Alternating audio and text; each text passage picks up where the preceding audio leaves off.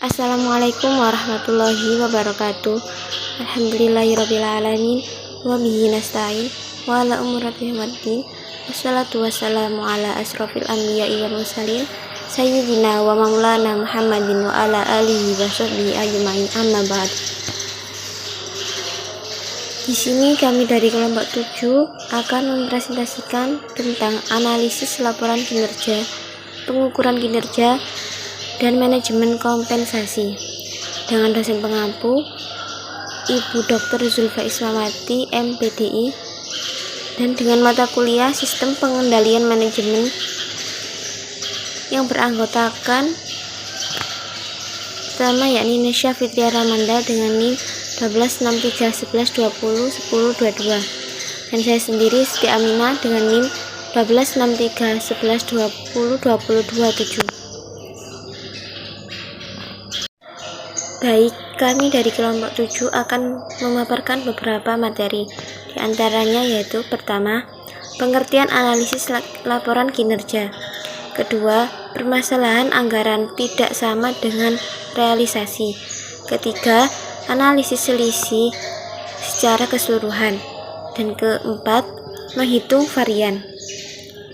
Kelima, yakni varian dalam praktik. Keenam, keterbatasan analisis varian. Ketujuh yaitu sistem ukuran kinerja. 8. Pengendalian interaktif. 9. Penemuan penelitian atas insentif organisasional. Ke-10 yakni karakteristik dan rencana kompensasi insentif. Ke-11 yakni teori agnesi. Yang ke-11 yakni teori agnesi. Yang ke-11 yakni teori agensi. Di sini saya akan menjelaskan tentang sebab pertama, yakni pengertian analisis laporan kinerja. Laporan kinerja adalah laporan yang umumnya disajikan setiap periode atau bulan dan mengikuti bentuk yang sudah distandarisasi, yang dirancang secara khusus untuk mempermudah manajemen melakukan pengendalian internal. Ciri khas dari sebuah laporan pelaksanaan adalah bahwa laporan pelaksanaan dapat menunjukkan varian antara hasil sesungguhnya dan standar yang dianggarkan, serta menunjukkan varian yang signifikan yang perlu diteliti secara seksama. Ada pula yang berpendapat lain, yakni analisis kinerja pada dasarnya adalah proses penilaian yang dilakukan secara sistematis mengenai kerja seseorang maupun kelompok dalam organisasi. Dengan begitu, maka bisa terlihat apakah performanya bagus atau justru mengalami penurunan, sehingga akan dilakukan evaluasi demi tercapainya tujuan. Analisis kinerja adalah sebuah proses penelitian secara sistematis mengenai kinerja atau job performance dari seorang maupun suatu organisasi.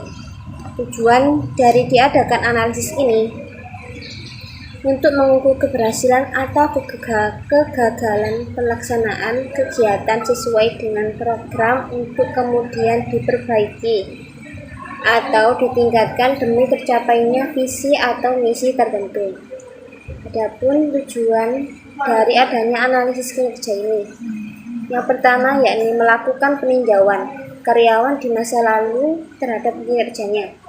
Yang kedua yakni mendapatkan data yang sesuai fakta dan sistematis dalam penetapan nilai dari suatu pekerjaan. Yang ketiga yakni mengidentifikasi kemampuan organisasi dan menganalisis kemampuan karyawan secara individual. Yang keempat yakni menyusun sasaran di mana masa mendatang. Yang kelima yakni melihat prestasi dari kinerja karyawan secara realistis. Yang keenam yakni mendapatkan keadilan dalam sistem pemberian upah dan gaji yang diterapkan di dalam organisasi. Dan ada pula unsur-unsur yang diperhatikan dalam analisis kinerja. Yang pertama, penilaian kinerja karyawan harus diukur dan dikomparasikan sesuai dengan target dan standar yang telah ditetapkan. Yang kedua, pemberian reward bagi karyawan yang memberikan kontribusi lebih. Yang ketiga yakni menganalisis dan mengidentifikasi kebutuhan karyawan akan training pengembangan baik di waktu yang akan datang maupun masa sekarang. Yang keempat yakni penentuan target dan standar untuk waktu yang akan datang. Baik, sebab yang kedua yakni permasalahan anggaran tidak sama dengan realisasi. Pertama yakni perencanaan tidak matang ditandai dengan A. Pendekatan tidak bottom up, B. Tingginya revisi anggaran, C. Penetapan target keuangan masih bersifat formatif. Yang kedua yakni alokasi anggaran masih berkonsentrasi. Yang ketiga permasalahan peraturan. Yang keempat proses finalisasi yang memakan waktu. Yang kelima belum ada sistem dalam sistem atau mekanisme pengendalian untuk realisasi anggaran. Sebab yang ketiga yakni analisis selisih secara keseluruhan. Yang pertama yakni analisis varians antara hasil aktual periode berjalan dengan hasil aktual periode sebelumnya di mana sebagai dasar acuan. Yang kedua yakni analisis varian antara hasil aktual dengan biaya standar sebagai dasar acuan. Yang ketiga yakni analisis varian antara hasil aktual dengan sasaran yang direncanakan. Baik, sebab yang selanjutnya yakni menghitung varians. Varians dibagi menjadi dua, yaitu pertama varians pendapatan, varians volume, dan varians harga untuk unit bisnis keseluruhan dan untuk setiap pusat tanggung jawab pemasaran dalam unit tersebut. Varian tersebut dapat dibagi lebih lanjut berdasarkan area dan distrik penjualan. Yang kedua yakni varians beban produksi dan beban lainnya. Beban produksi dapat dibagi lebih lanjut berdasarkan pabrik dan departemen dalam suatu pabrik. Oleh karena itu, perusahaan bisa mengidentifikasikan setiap varian dengan manajer individual yang bertanggung jawab untuk menganalisis. Analisis jenis ini adalah alat yang sangat ampuh. Tanpanya kemanjuran anggaran laba akan sangat terbatas. Selanjutnya yakni varians pendapatan. Dalam bagian ini dijelaskan mengenai bagaimana menghitung varian harga, volume, dan bauran penjualan. Perhitungan tersebut dibuat untuk setiap lini produksi, dan hasil dari lini produksi kemudian diagregasikan untuk menghitung total varians. Varians yang positif adalah menguntungkan, karena hal tersebut mengidentifikasikan bahwa laba aktual melebihi laba yang dianggarkan, dan varians yang negatif adalah tidak menguntungkan. Varians harga penjual ini dihitung dengan mengalihkan selisih antara harga aktual dan harga standar dengan volume aktual. Varians bauran dan volume. Seringkali varian bauran dan volume tidak dipisahkan. Persamaan untuk gabungan kedua adalah varians bauran dan volume sama dengan volume aktual dikurangi volume yang dianggarkan. Yang ketiga yakni varian volume diakibatkan dari menjual lebih banyak unit daripada yang dianggarkan. Yang keempat yakni varians bauran diakibatkan dan menjual proporsi produk yang berada dari yang diasumsikan dalam anggaran. Yang selanjutnya yakni varians beban. Yang pertama biaya tetap. Varians antara biaya tetap aktual dengan yang dianggarkan didapat dari pengurangan, karena biaya-biaya ini tidak dipengaruhi baik oleh volume penjualan maupun volume produksi. Yang kedua yakni biaya variabel, adalah biaya yang bervariasi secara langsung dan proporsional dengan volume.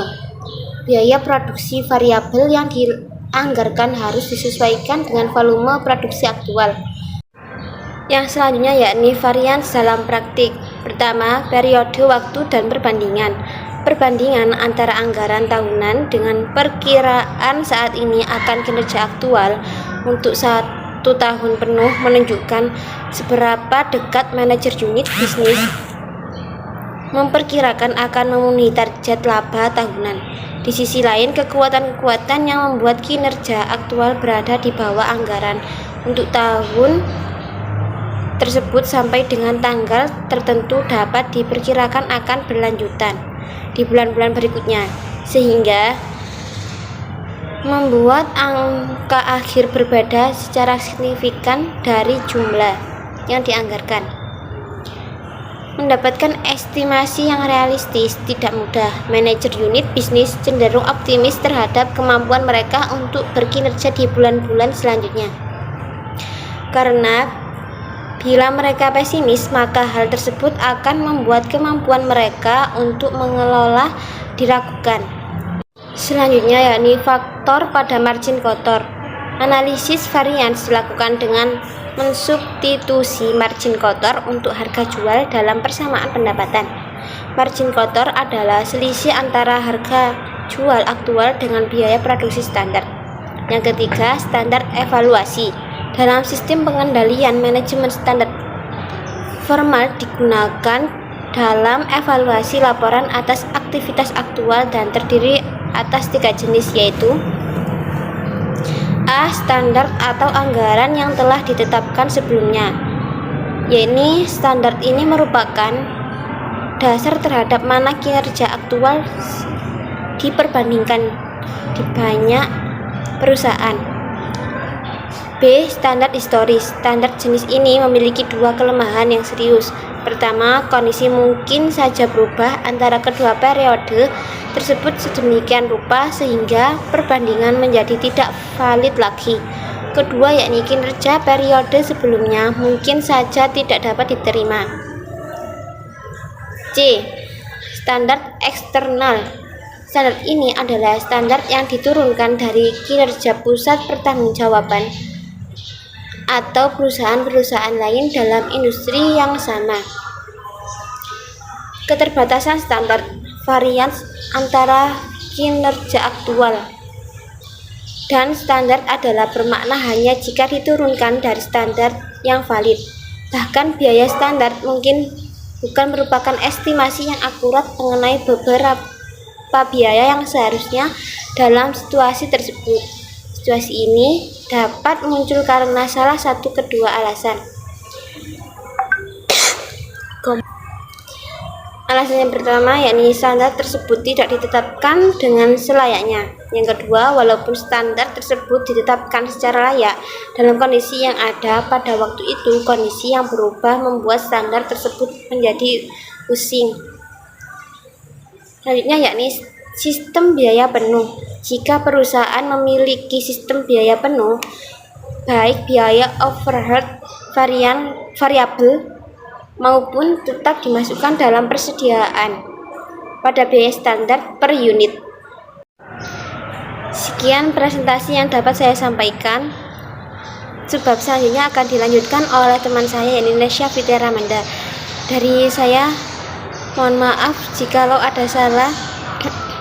Akhirul kalam, wassalamualaikum warahmatullahi wabarakatuh.